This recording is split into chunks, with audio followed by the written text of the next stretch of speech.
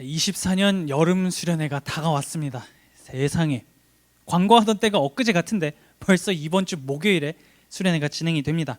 그래서 목요일부터 기억의 재구성이라고 하는 주제로 우리는 말라기서를 같이 살펴볼 겁니다. 호세아서가 끝나고 잠깐 바울 서신 중에 하나인 골로새서를 살펴봤다가 다시 선지서로 돌아왔습니다.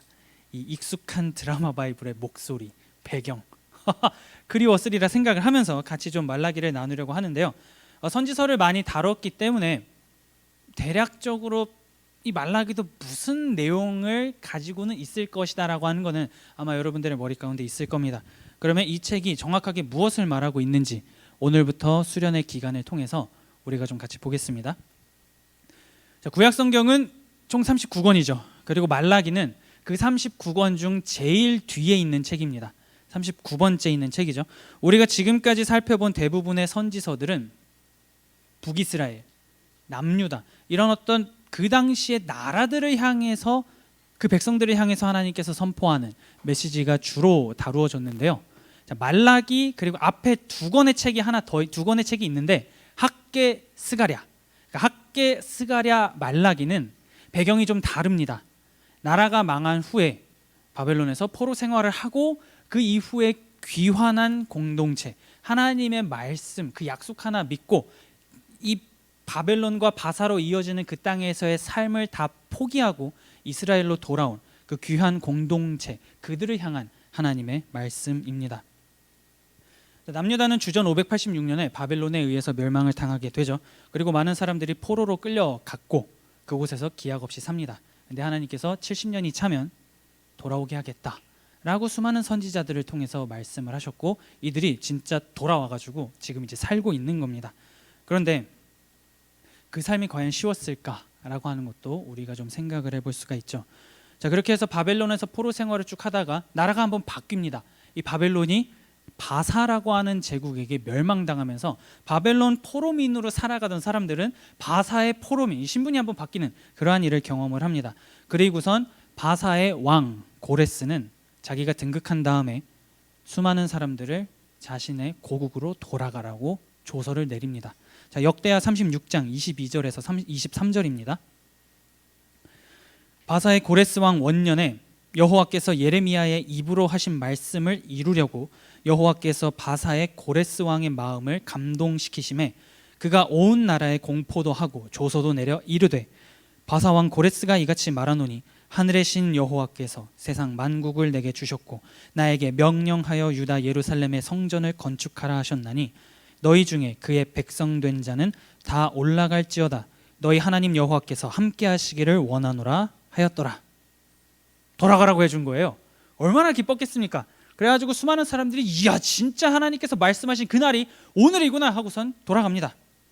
이거를 한 번에 돌아간 게 아니고요. 총 3번에 걸쳐서 3차에 걸쳐서 수많은 사람들이 자신의 고국으로 돌아갑니다. 그리고 이때 야 돌아가도 좋다. 가가지고 너희 신 열심히 예배해라 라고 이 고레스 왕이 얘기했을 때 그래도 우리는 바사에서 좀 이룬 게 많은데요 하면서 돌아가지 않았던 사람들의 스토리가 에스더였습니다. 우리가 겨울 수련회 때 다뤘죠. 누군가는 돌아갔고 누군가는 돌아가지 않은 건데 돌아가지 않은 사람들의 스토리는 에스더서에 좀 자세하게 나와 있고 돌아간 사람들의 행동은 에스라, 느헤미야, 학개, 스가랴, 말라기 이 5권의 책에 좀 자세히 기록이 되어 있습니다. 그러니까요 돌아온 사람들의 마음속에 얼마나 그 기대가 가득했겠습니까? 왜냐하면 하나님께서 이미 과거에 약속하신 겁니다.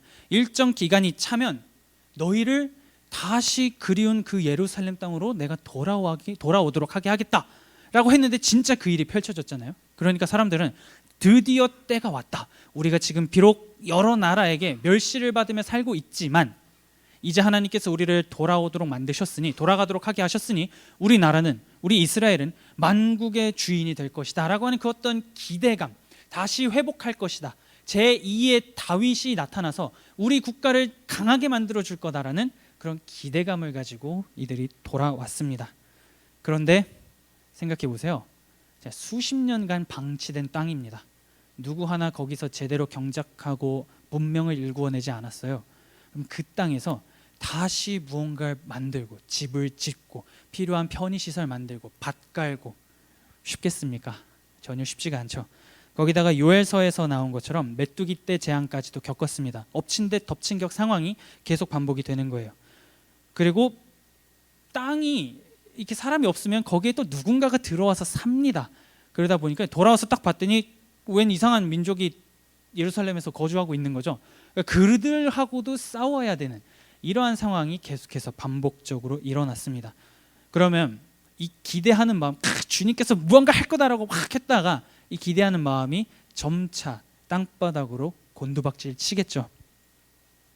그래서 하나님께서는 성전을 건축하는 것을 우선순위로 삼아야 한다. 얘들아, 지금 이 땅에 아무것도 없잖니? 그러니까 성전 먼저 건축하자라고 해서 그 말라기 앞에 있는 두 권의 책 학개, 스가랴 두 선지자를 통해서 성전 건축을 장려합니다. 에스라 5장 1절에서 2절입니다. 선지자들 곧 선지자 학개와 id도의 손자 스가랴가 이스라엘의 하나님의 이름으로 유다와 예루살렘에 거주하는 유다 사람들에게 예언하였더니 이에 스알디엘의 아들 수룹바벨과 요사닥의 아들 예수아가 일어나 예루살렘에 있던 하나님의 성전을 다시 건축하기 시작하매 하나님의 선지자들이 함께 있어 그들을 돕더니. 이런 메시지에 힘입어서 사람들이 와 진짜 아무것도 없는데 성전 그래 건축합시다 라고 해서 성전을 짠 하고 만듭니다. 그리고 포로 귀환을 이끌었던 사람들이 몇 명 있습니다. 그 중에 한 사람이 오늘 우리가 지금 이 본문 가운데 나온 에스라, 이 사람은 2차 포로 귀환을 이끌었던 사람이고요. 그리고 그 에스라 뒤에 있는 느헤미야라고 하는 사람은 3차 포로 귀환을 이끌었던 사람입니다. 그래서 에스라를 통해서 부흥 운동도 전개했어요. 우리가 하나님 앞에 거룩하게 살아야 됩니다라고 해서 말씀을 가지고 하나님 앞에 서야 한다라고 하는 운동을 전개했고 이 느헤미야를 통해서 무너진 예루살렘의 성벽도 건축했습니다. 종합하면 할 수 있는 거 다 한 거예요. 자, 성전 건축했습니다. 하나님 앞에 정결하겠습니다라고 하는 부흥 운동도 했고 무너진 성벽마저 다 다시 재건했습니다. 내가 이 땅에서 살 수 있는 모든 준비를 다 마쳤다라고 하는 거죠. 그러면 솔직히 여기까지 했으면 백성들이 하나님께 당연히 기대하는 게 있겠죠. 주님, 이렇게 힘들고 어려운 상황 가운데에서 저기 바사에서는 그냥 안 오고 자기들끼리 히덕덕거리고 있는데 그럼에도 우리는 그 약속 하나 믿고 이 땅에 와가지고 성전 짓고 부흥운동 전개하고 성벽까지 재건했습니다. 할 수 있는 거 정말 많이 했어요. 그러면 이제 이만하면 우리에게 뭔가 말씀하셔야 되는 거 아닙니까? 라고 하는 그러한 기대감과 불만이 백성들에겐 있었을 겁니다. 이제는 우리에게 복을 내려주십시오. 이것저것 하나님께서 보내신 사람들을 통해서 우리가 다 했는데 이제는 뭐라도 좀 보여주십시오라고 사람들이 기대를 하기 시작한 거죠. 그런데 이상하게도 성전 짓고 성벽 재건하고 깨끗하게 살겠다라고 고백했음에도 불구하고 삶은 전혀 나아지질 않았습니다. 여기가 내 인생의 밑바닥이라고 생각을 했는데요. 알고 봤더니 밑에가 더 있었던 거죠. 이스라엘 백성들에게. 그래가지고 우리의 삶은 왜 이렇게까지 열심히 살려고 아등바등 했는데도 불구하고 바닥 없는 곳으로 계속해서 추락하고 있느냐라고 하는 불만이 이 포로 공동체, 귀환한 공동체의 마음 속에 그들의 생각 속에 계속해서 쌓여가기 시작을 했습니다. 그러면 얼마나 이들의 마음속에 불만이 많을까요? 그리고 이러한 소식을 바사에 있는 사람들에게 별로 알려주고 싶지 않았을 겁니다. 왜냐하면 모두가 다 말렸을 거예요. 70년이라고 하는 긴 기간 동안 그 땅에서 삽니다. 그럼 세대가 적어도 한 2번은 바뀐다라고 봐야 돼요. 그러면 처음에는 포로의 신분으로 좀 낮은 위치에 갔다라고 하더라도 우리가 에스더서에서 봤듯이 꽤 높은 위치까지 유대인들도 올라갈 수 있었습니다. 그러면 그 땅 가운데에서 수십 년 동안 일구원의 무언가가 있었을 거예요. 그런데 그 모든 거를 저기 수천 년 전에, 그 수백 년 전에, 수십 년 전에 사람들을 통해서 선지자들을 통해서 하나님께서 약속하신 그거 하나 믿고 돌아가겠다라고 하는 이 사람들이 제정신으로 받겠냐는 거죠. 이곳에 머무르려고 했던 사람들이. 바사 제국에서 계속 머물러야 된다라고 하는 사람들은 가려고 한 사람들 바짓가랑이 붙잡고 다 말렸을 겁니다. 미쳤습니까? 하나님은 죽었습니다. 우리 여기서 이제 잘 살아야 돼요. 왜 거기 가려고 해요? 아무것도 없는데 라고 하면서 말렸을 거고, 가려고 하는 사람들은 근데 약속하신 대로 진짜 우리 돌아갈 수 있게 되었지 않습니까? 그럼 돌아가면 뭔가 하나님께서 일구어내지 않을까요? 돌아갔겠죠. 그런데 삶이 이 시간이 지나면 지날수록 돌아온 우리들의 삶은 바사에서 머물렀을 때보다 더 처절했던 겁니다. 그러면 얼마나 그 바사에서 있던 사람들이 비웃었겠습니까? 저 이상한 거 믿고 또 나가가지고 아유, 이런 경멸, 이런 비난 그들은 계속 받았을 겁니다. 그러다 보니 정말 상황도 힘든데 주변에서 자신들을 조롱합니다. 그리고 우리의 삶은 뭔가 하려고 하면 할수록 이루어지지 않아요. 그러면 이 돌아온 사람들의 마음속에 불만이라고 하는 게 일반적인 수준으로 쌓이지 않겠죠. 약속 하나 믿고 왔는데 왜 우리에게 무엇 하나 안 주는 겁니까? 우리가 이렇게까지 했는데 하나님 살아계신 거 맞습니까? 우리에게 진짜 뭐 보여줘야 되는 거 아니에요? 라고 하는 식으로 그들은 하나님께 따지기 시작을 하는 겁니다. 뭔가 보여줘야 되는데 안 보여주잖아요. 하나님이 이것저것 하면 다 된다고 했는데 뭔가 안 돼요. 자, 이런 식으로 실망을 하게 되면 하나의 패턴 움직임이 나옵니다. 뭐냐면 회의적으로 변해가죠. 믿는 게 열심히 믿어봤자 쓸모없다. 그냥 겉으로 보이는 것만 잘 하면 되고 그렇게까지 열심으로 믿고 행동할 필요가 없다라고 하는 그 신앙의 회의감이 생겨날 겁니다. 이들도 그랬습니다. 이것저것 수십 년 동안 선지자들이 해야 된다라고 하는 것 다 했습니다. 정말 있는 거 없는 거 다 쥐어짜가지고 모든 걸 다 만들고 여기서 이제 살면 되겠다라고 했는데 하나님이 아무런 무언가 내리지 않아요. 그러다 보니까 모르겠다, 그냥 대충 살자. 우리 삶만 좀 잘 챙기면 되고 하나님이라고 하는 분은 보니까 우리가 포로로 있다가 돌아오면서 약간 힘이 약해지셨는지 죽은 건지 아니면 우리 어머니, 아버지, 할머니, 할아버지가 그냥 이상한 걸 믿은 건지 뭔지 모르겠는데 그냥 적당히 신앙생활하고 내 삶에 좀 집중하자라고 말라기 시대의 백성들이 그렇게 생각을 하기 시작한 것이죠. 종교적 의무만 적당히 하고 나머진 신경 쓰지 말자. 이러한 종교적 회의가 이 공동체 안에 들어왔고 굉장히 빠르게 전염이 되기 시작한 겁니다. 자, 우리가 수련의 주제 찬양으로 그리고 8월 메인 곡으로 삼은 찬양이 아까 전에 처음 불렀던 여호와의 집으로 올라가입니다. 후렴이 이렇게 나와 있죠. 영원하신 왕 주 찬양하라. 주의 성소에 다 모이리라. 주께 온전한 예배를 드리는 자가 이 땅에 넘쳐나리라. 영원하신 왕 주 찬양하라. 주의 선하심 다 외치리라. 주를 높이며 주님의 크신 능력을 모두가 노래하리라. 이 찬양을 고백하면서 여러분들이 어떤 생각을 하셨는지는 모르겠으나 자, 말라기 시대는 이거 거꾸로 뒤집으면 됩니다. 이렇게 고백한 게 전혀 이루어지지 않았던 시대가 말라기가 선포하던 시대였다라고 하는 거죠. 근데 중요한 거는 자, 이스라엘 백성들은 단 한 번도 성전에서 하나님 앞에 나아가 제사를 드리는 것, 예배 드리는 것을 멈춘 적은 없습니다. 단 한 번도 멈춘 적 없어요. 다만 다른 마음으로 이상한 행동을 했을 뿐 제사를 드리는 그 행위만큼은 그들은 결단코 포기하지 않았습니다. 그런데 무엇이 문제였냐면 자, 신앙의 회의감이 들다 보니까 적당히 하자가 되는 거죠. 그래서 하나님 앞에 나아가서 썩은 제물을 드립니다. 이런 거 하지 말라 그랬는데 뭐 그냥 받쳐서 태우면 그게 그거 아니냐. 썩은 제물을 드리고 헌금을 하지 않습니다. 그리고 개혁을 일으키기 전의 모습인 이방인들과 결혼하기를 서슴지 않습니다. 그리고 안식일을 거룩하게 지키지 않고 심지어 이 모든 것들을 백성들이 하고 싶어 할 때 여러분 그러면 안 됩니다라고 제사장이 가르쳐 주었어야 했음에도 불구하고 제사장들도 그걸 용납한 시대, 완전히 망가져버린 시대가 말라기 선지자가 선포하던 시대였다라고 하는 거죠.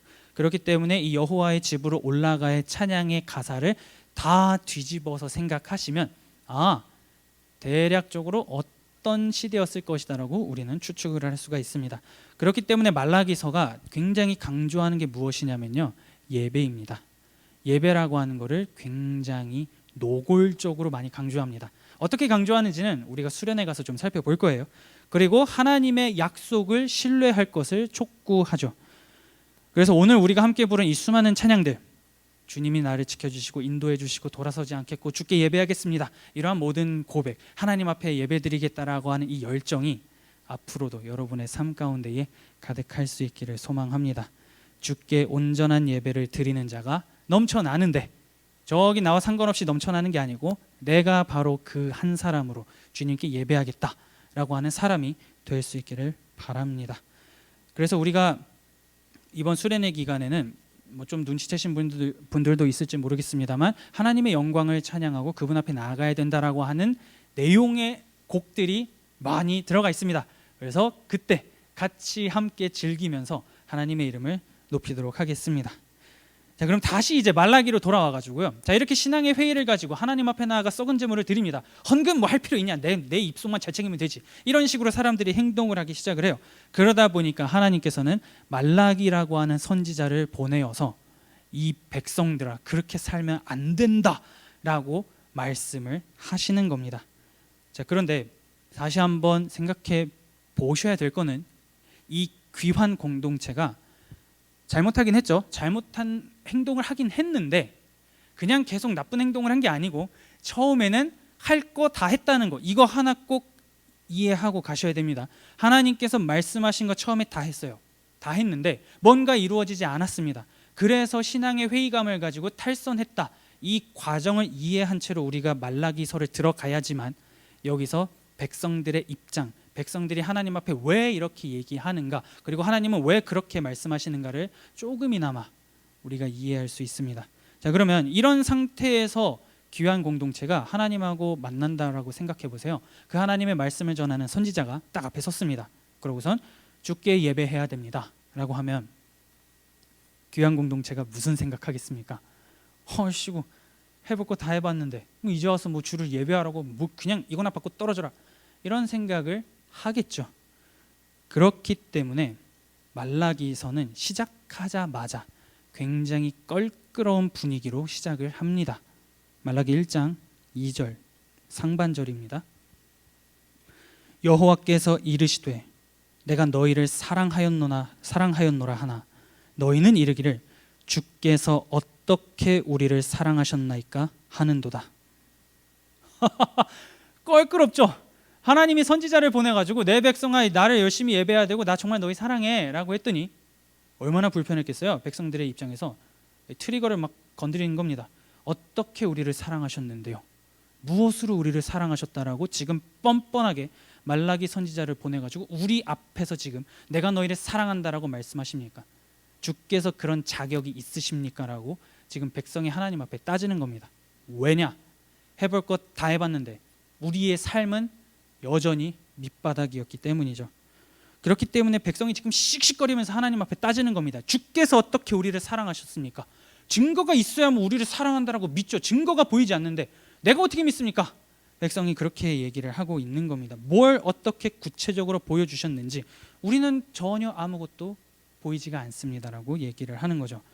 일전에 예전에 선지자들을 통해서 뭐 열방이 무너진다라고 얘기하셨죠. 뭐 에돔이 무너지고 애굽이 무너지고 막 두로와 시돈 다 무너진다 했는데 건재했습니다. 이 당시까지만 해도 아직까지는 건재했어요.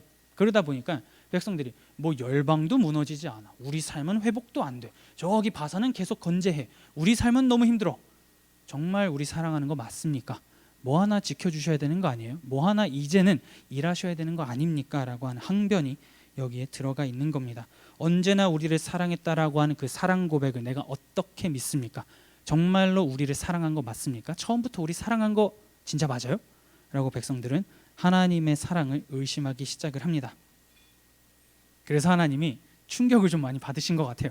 내가 너희 사랑해 했더니 어떻게 사랑했는데요? 라고 하니까 충격을 좀 세게 받으셨습니다. 자, 이스라엘이 가장 중요하게 여기는 명절, 그리고 이들의 정체성을 드러내는 것은 유월절입니다. 애굽에서의 탈출, 이거는 정말로 이들에게 뗄래야 뗄 수 없는 굉장히 중요한 거예요. 그렇기 때문에 하나님께서는 신명기 4장 37절 율법이죠. 율법에서 이렇게 말씀하십니다. 여호와께서 내 조상들을 사랑하신 고로 그 후손인 너를 택하시고 큰 권능으로 친히 인도하여 애굽에서 나오게 하시며. 여기서 하나님은 말씀하십니다. 구원이란 무엇이냐? 구원은 사랑이다. 하나님이 율법을 통해서 분명하게 말씀하십니다. 사랑했기에 구원했고 사랑했기에 여기까지 이끌었다라고 하는 그 하나님의 마음이 신명기에서 나타나는 거죠. 자, 출애굽기의 배경이 되는 시기는 주전 한 1500년에서 1400년 됩니다. 그리고 말라기 선지자가 사역을 한 시기는 주전 5세기에서 4세기 정도로 봅니다. 한 1000년이죠. 오늘 설교의 제목입니다. 천년이라고 하는 그 시간 동안, 물론 그 이전에도 아브라함도 있고 뭐 여러 가지 사람들도 있었긴 했습니다만, 애굽이라고 하는 곳에서 이들을 구원해 내어서 여기까지 하나님이 사랑을 베풀고 내가 너희 선택했고 구원했고 이끌었어 하는 그 기간이 천년입니다. 그 천년 동안 이 백성 하나만 보면서 품어주시고 참고 어떻게 해서든지 주의 백성으로 돌이키게 하기 위해서 하나님이 얼마나 노력하셨는가는 선지서에서 다 나오죠. 우리는 지금까지 선지서를 통해서 봤습니다. 백성이 자꾸 이상한 길로 나아가다 보니까 선지자들을 보내서 이 길로 가면 안 되고 저 길로 가면 안 되고 이런 행동하면 안 된다라고 하나님은 계속해서 말씀을 하셨죠. 그럼에도 불구하고 돌아오지 않았기 때문에 일단 회초리 한 대 맞았습니다. 하지만 다시 돌아오게 해서 아무것도 없는 허허벌판 속에서 이들이 다시 살아날 수 있도록 만들어 주신 분도 하나님이시죠. 증거가 어떻게 보면 다 있는 겁니다. 새로 시작할 수 있는 은혜까지 다 부어주셨는데 백성은 지금 얘기하는 겁니다. 하나님, 어떻게 우리를 사랑하셨는데요? 주의 사랑은 우리의 눈에 보이지 않습니다라고 말하는 겁니다. 그래서 하나님께서는 그러면 좋다, 더 가시적으로 눈에 보일 수 있는 구원, 그 사랑이 무엇인지 내가 보여주겠다라고 하면서 말라기 2장 하반절과 3절에 이렇게 말씀하십니다. 나 여호와가 말하노라, 에서는 야곱의 형이 아니냐? 그러나 내가 야곱을 사랑하였고 에서는 미워하였으며 그의 산들을 황폐하게 하였고 그의 산업을 광야의 이리들에게 넘겼느니라. 자, 아까 전에 신명기 4장에서 선택이 곧 사랑이 곧 구원이었다라는 것을 우리가 좀 살펴봤습니다. 그런데 여기서 하나님께서 무엇을 언급하십니까? 내가 야곱을 사랑했다. 내가 이스라엘 너희를 사랑했고 너희들의 형제인 에돔에서는 미워했다라고 말씀하시죠. 사랑의 반대말이 미움입니다. 그럼 선택도 하지 않았다는 거죠. 에돔은 내가 선택하지 않았어. 너희를 선택한 거야 라고 지금 하나님은 말씀하고 계시는 겁니다. 자, 여기서 왜 하나님께서 에서는 미워하였다라고 말씀을 하시냐면 우리가 올해 초에 살펴본 오바댜서의 메시지 때문이에요. 자, 오바댜 1장 15절입니다. 여호와께서 만국을 벌할 날이 가까웠나니 내가 행한 대로 너도 받을 것인즉 내가 행한 것이 내 머리로 돌아갈 것이라. 자, 이거는 오바댜 선지자가 예언했던 에돔의 멸망과 관련된 겁니다. 자, 에돔은 에서로부터 출발한 국가예요. 그러면 에서와 야곱 쌍둥이죠. 형제입니다. 그러면 이스라엘과 에돔은 서로 형제 국가예요. 그런데 바벨론이 남유다를 침공했을 때 이 에돔이 무슨 짓을 했냐면 지리 잘 알잖아요. 근접해 있는 국가였으니까. 그래가지고 바벨론의 앞잡이가 되어서 남유다의 지름길이 어딘지, 어디로 가야 더 빠르게 가는지, 어디로 가야 약탈할 수 있는지 이런 거 다 알려줬습니다. 그리고 도망치는 사람들도 있을 텐데 그 퇴로마다 에돔이 군대를 배치해가지고 도망가는 사람 다 잡아가지고 바벨론에 갖다 바쳤습니다. 이러한 행동을 에돔이 했기에 하나님께서는 오바댜 선지자를 통해서 전부 다 에돔을 심판하겠다라고 지금 말씀을 하고 계시는 것이죠. 그래서 그 심판이라고 하는 것을 통해서 미워했다라고 말씀하고 계시는 겁니다. 그리고 실제로 에돔은 주전 4세기 5세기 이 사이에 나바티안족에 의해서 멸망당하게 됩니다. 정말로 하나님께서는 그 때에 맞게 무언가를 보여주심으로 내가 에돔을 미워했어 라고 말씀하셨음에도 불구하고 이스라엘 백성은 얘기하는 거죠. 언제요? 언제 우리를 사랑하셨는데요? 라고 말을 하고 있는 겁니다. 그리고 하나님께서는 한 가지 더 말씀을 하십니다. 너희들이 이 폐허가 된 땅에서 어떻게 해서든지 지금의 문명, 삶을 이끌어내지 않았니? 근데 에돔은 그런 거 하나 하지 못했어 말씀하십니다. 오늘 말씀 4절입니다. 에돔은 말하기를 우리가 무너뜨림을 당하였으나 황폐된 곳을 다시 쌓으리라 하거니와 나 만군의 여호와는 이르노라. 그들은 쌓을지라도 나는 헐리라. 사람들이 그들을 일컬어 악한 지역이라 할 것이요 여호와의 영원한 진노를 받은 백성이라 할 것이며. 그래서 하나님은 이 에돔의 예시를 그대로 가지고 오면서 지금 백성들에게 말씀하고 계시는 거죠. 나 진짜 너희 사랑했어. 에돔하고 비교해봐. 너희는 아무것도 없는데 지금 이만큼 살 수 있게 됐지. 근데 에돔은 내가 그렇게 하지 못하게 했기 때문에 아직도 회복하지 못한 채 살아가고 있지 않니? 이것만으로도 나의 사랑이 증명되지 않는 거니? 라고 지금 하나님이 물어보고 있는 겁니다. 그런데 이 에돔의 심판 자체가 그냥 하나님이 그래 뭐 괴롭혔으니까 하겠다 라고 하는 것도 있지만 여기에 한 가지가 더 있습니다. 무엇이냐면 백성들이, 남유다 백성들이 형제 국가가 자신들을 배신해 가지고 우리를 다 죄다 갖다 팔아버렸다라고 하는 거에 대한 상처가 좀 큰 것 같아요. 그래서 포로로 잡혀갔을 때 하나님 앞에 나아가 가지고 절규합니다. 시편 137편 7절입니다. 여호와여, 예루살렘이 멸망하던 날을 기억하시고 에돔 자손을 치소서. 그들의 말이 헐어버리라 헐어버리라, 그 기초까지 헐어버리라 하였나이다. 봐라, 너희가 바벨론에서 이렇게 나에게 울부짖었다. 에돔을 벌하여 달라고 울부짖었기에, 그렇게 비명을 질렀기에 내가 지금도 에돔이 다시금 재기하지 못하도록 계속해서 망가뜨리고 있는데, 그러면 나는 너희를 향한 사랑을 충분히 보여준 거 아니냐, 하나님이 말씀하고 계시는 것이죠.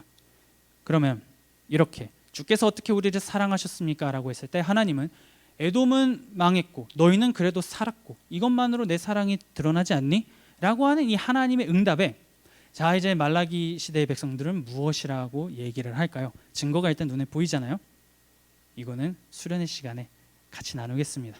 수련회 이후에 그 시간 가운데에 지금 하나님이 먼저 또 한 번 선전포고를 하는 거죠. 나 너희 정말로 사랑했어. 눈에 보이는 거 이거 봐. 에돔과 너희를 비교해봐. 사랑과 미움이 무엇인지 정확하게 나와 라고 지금 하나님은 사랑한다라고 얘기를 했는데, 그럼 이거에 대한 백성들은 무엇이라고 답하면서 나아갈지, 이거는 수련회 때 좀 보려고 합니다. 그래서 둘 중에 하나겠죠. 자, 천년입니다. 말라기까지 오면서 이 시대가 한 1000년인데 1000년의 사랑이 과연 파경을 맞을지, 자 위기 속에 더 단단해진다고 이렇게 서로 싸웠다가 역시 주님은 나와 함께 계신다라고 해서 이들의 사랑이, 하나님과 백성의 관계가 더 돈독해질지는 목요일, 금요일, 토요일을 통해서 우리가 좀 보도록 하겠습니다. 그렇기 때문에 이 말라기는 여러분 비극적으로 시작합니다. 세상에 어느 선지서가 이렇게 시작을 합니까? 소명받아서 말씀을 선포하는 건 있었는데 주께서 어떻게 우리를 사랑하셨습니까? 라고 백성이 따지는 걸로 말라기는 시작합니다. 그런데 여기서 우리가 놓쳐서는 안 될 것이 있는데, 그것이 무엇이냐면요, 사랑에 대한 관점이 하나님과 인간의 바라보는 시선이 다르다라고 하는 겁니다. 이스라엘 입장에서는 지금 너무나 실망했잖아요. 우리를 사랑한다면 무언가 보여주고 우리가 이곳 가운데 돌아와가지고 뭐 했으니까 좀 줘야 되는 거 아니에요? 라고 하면서 눈에 보이는 어떤 가시적인 거를 지금 원하고 있는데, 그게 지금 안 보이잖아요. 우리의 삶은 여전히 시궁창인데 뭐 하나 되는 게 없는데 하나님은 날 사랑하지 않아 라고 이스라엘 백성은 얘기를 한 겁니다. 그런데 하나님께서는 오히려 너희들의 삶이 비록 원하는 대로 흘러가진 않았을지라도 수많은 이 땅 가운데 민족 중에 내가 너희를 택해가지고 사랑해서 지금까지 이끌었다면 나의 사랑은 그것으로 족한 거 아니냐라고 하나님은 말씀하고 계시는 겁니다. 왜냐하면 그렇게 구별하여서 선택했다는 것은 구원이라고 하는 걸 의미하고, 구원은 곧 사랑이기 때문입니다. 그래서 내가 너희를 사랑했고 에돔을 미워했다라고 하면서 하나님은 자신의 선택을 굉장히 강조하고 계시는 것이죠. 그것만큼 1000년을 이어온 사랑을 보여주는 가장 강력한 증거가 어디에 있는데? 라고 백성들에게 말씀하시는 겁니다. 그럼 오늘 우리도 마찬가지죠. 우리는 일상을 살아가면서 하나님의 사랑을 의심합니다. 때론 살다 보면 이러한 생각 안 해본 사람 없을 겁니다. 하나님이 정말로 나를 사랑하는 게 맞는가? 하나님이 나를 사랑한다라고 한다면 내가 그래도 뭔가 열심히 섬기고 예배도 잘 참석하고 뭐 신앙생활도 열심히 하고 뭐 이런 거 저런 거 하지 말라는 것도 다 안 하고 최대한 바르게 살려고 하는데 나의 삶은 뭔가 이루어지지 않아요. 그러면 우리는 생각합니다. 날 사랑하지 않는 것 같아. 내가 뭘 더 해야 하나님이 만족하시지? 뭘 더 해야 나에게 뭘 주실 수 있지? 이런 생각을 합니다. 더 나은 단계로 도약을 하고 싶어요. 하나님의 사랑을 힘입어서 더 나은 단계로 도약을 하고 싶은데 현실은 우리의 이상을 충족시키지 못합니다. 많은 것을 구했지만 손에 쥔 모래알처럼 우리의 꿈이 전부 다 날아가는 것 같습니다. 그래서 우리도 절망 가운데 외치죠. 하나님, 언제 나를 사랑하셨습니까? 어떻게 사랑하셨는데요? 내가 정말 주의 자녀 맞습니까? 나는 하나님의 사랑이 안 보입니다.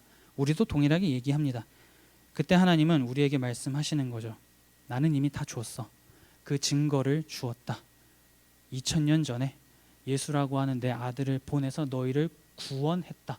너희를 선택했다. 이 구원과 선택이 내가 너희를 향한 사랑이다라고 하나님은 이미 2000년 전에 말씀을 하셨습니다. 그래서 그를 믿는 자는 하나님의 자녀가 되는 권세, 구원을 주었다라고 성경은 분명하게 얘기합니다. 그래서 하나님은 말씀하시죠. 예수를 내가 너희들에게 보내서 내 아들을 그렇게 처참하게 찢어 죽인 것이 너희를 향한 나의 사랑이다라고 하나님은 말씀하는 겁니다. 그렇기 때문에 우리의 눈은 무언가를 많이 보면서 살아요. 그런데 눈에 보이는 현실에 짓눌려서 하나님에 대한 사랑과 그 하나님에 대한 기억, 이 두 가지에 대한 종말을 선포하지 맙시다. 도리어 나는 하나님께 선택을 받았고 그 선택이 곧 나의 구원이고 그 구원은 곧 나의 하나님을 향한 나의 사랑이다. 이거를 기억합시다. 그래서 1000년을 뛰어넘는 그 1000년과 예수 그리스도 2000년도 하면 3000년이죠. 3000년 이상 하나님은 인류를 사랑하고 계시는데 그 사랑이 여전히 나를 향해 있다라고 하는 거, 이 사실을 기억을 하면서 이번 수련의 기간 동안 그 하나님에 대한 기억, 그 하나님에 대한 사랑을 재구성할 수 있는 저와 여러분들이 될 수 있기를 마음 다해 축복합니다.